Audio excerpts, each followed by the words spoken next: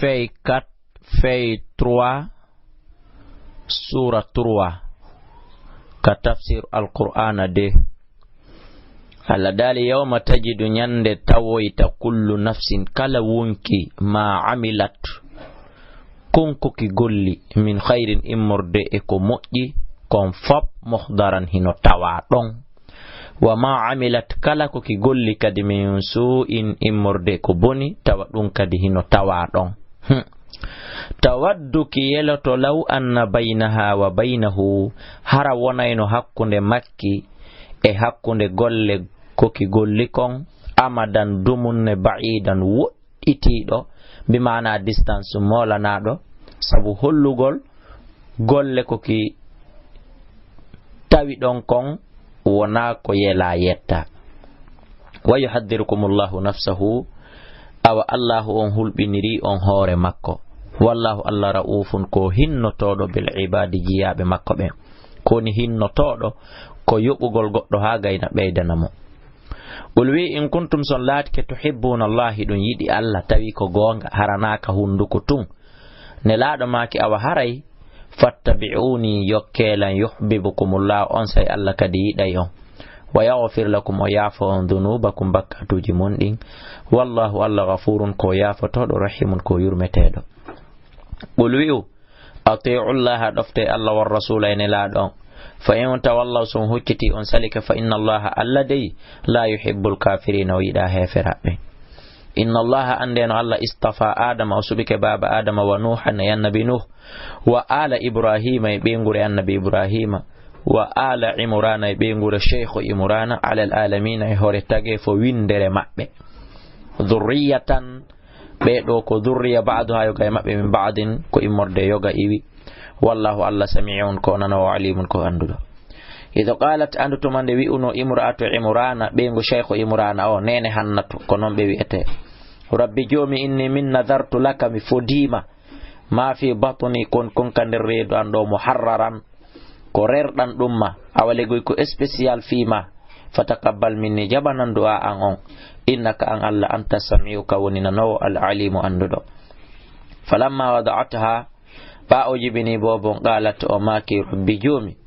inni mi wada'atuha mi jibinimo unsa kono allah ko debbo ko gorko mi falano ko ɗum wawata makurkanade wallahu ko allah alamu ɓuri andude bima wada'at ko jibini kon walaysa dhakaru gorko wa alikal unsa wa debbo no serti buy wa inni min sammaytuha mi wi'imo maryam wa inni min u'iduha bika mi molorimamo wa dhurriyataha e dhurriya makkon fop danduɓe min ash-shaytanir rajim imortinduɗo shaytaniru raɗandu fatakabbalaha rabbuha jomi makko jaɓanimo du'a on bi qabulin jaɓande hasanin labande wa ambataha allah mawninimo kanko bobo nabatan mawninande hasanan labande wa kaffalaha fawtini ugol mo zakariya kullama dakhala alayha tuma kala naati ka makko tuma kala naati e hoore nene mayra maryama zakariya annabi zakariya almihraba ka mihrabu ka chambre ka waɗana ɗon spécialement kanko cheikh annabi zakariya wajada wa tawa indaha takko bobo rizqan arsike mo heɓota ko e fewndo on sahi ɗon qala o wiya ya maryam anna laki hada ko honno wodiranma o ñamete konno heɓirɗa o qalat nene maryama maka huwa o ñamete min indillahi ko immorde ka allah ni inna allaha allah yarzuqu hima arsika man yasha'u mo yiɗi arsukude be gayri hisabin ko alda e hasbore annabi zakariya yino ɗum hunalika ko ɗon kisan da'a zakariya annabi zakariya noddi rabbahu jomi makko qala wi rabbi jomi habuli okkam min ladunka immorde kama dhurriyatan dhurriya tayyibatan labuɗo innaka an allah sami'u du'a kawoni nanowo du'a fanadatuhu noddimo almalaikatu malaika ɓen wa huwa tawi kanko qa'imun himo dari yusalli himo julude fil mihrabi ka mihrab anna allaha wonde allah yubashiruka o humpitima bi yahaya a heɓay ɓiɗɗo wiyeteɗo yahaya musaddiqan on ko gonginɗo bi kalimatin ko kongol kadi min allah immorde ka allah wa sayyidan ko kohojo wa hasuran ko renaɗo wa nabiyan ko annabajo e kadi min as-salihina ko jeyaɗo e moƴƴuɓe qal annabi zakariya maki rabbi jomi anna yakunu li ghulam konno latorantalam paykun konno mi heɓirta ɓiɗɗo waqad balagha niya gomɗi mi milan alkibaru na yewu ngu wa mraati ɓeygo an kadi aqirun ko fiɓiɗo ko dimaro mo jibinta. qala malaika ɓe wi kadhalika Allahu ko anoni Allah yewtiri kanko Allah yafalu himo huwa ma sha konko fala huude.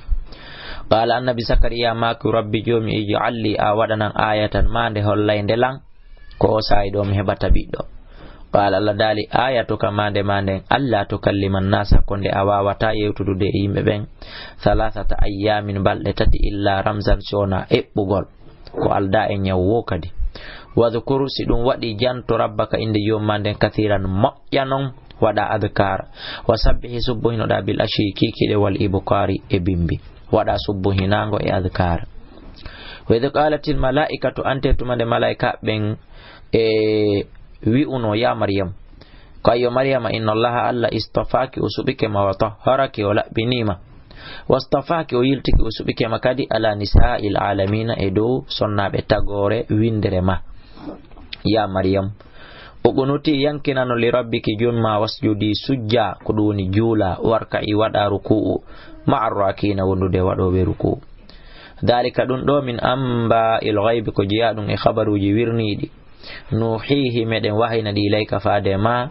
wama kunta latanoki ladayhim ka maɓɓe idh yulquna tumande ɓe feroto aqlamam karambi maɓɓe ɗin waɗugol urɓa ayyuhum andugol kombo maɓɓe yakfulu maryama ne atanene maryam wama kunta a wonali ladayhim ka maɓɓe idh yahtasimuna tumande ɓe yeddundirayno wenjindira poɗodira kombo ne ata maryam. idh qalatil malaikatu ante tumande malaika ɓe wi'uno ya maryam inna allaha Allah yubashiruki o humpitima o weltanirima bi kalimatin kongol minhu immorde ka makko ɗum woni ɓiɗɗo ismuhu inde makko nden almasihu ko mema sella isa bunu maryam wajihan ko jon jahugoy fi duniya ka aduna wal akhirati ka lahara kadi wa min al muqarrabina ko jiyaɗo e ɓattinaɓe. qissaji boyi hino e nder darsu on e sababu nuzulji on nodday ka numéro téléphone 631 60 53 09 même numéro e réseau ji ɗin fo si wona areba ma yiltito ɗon ka tafsir qur'ana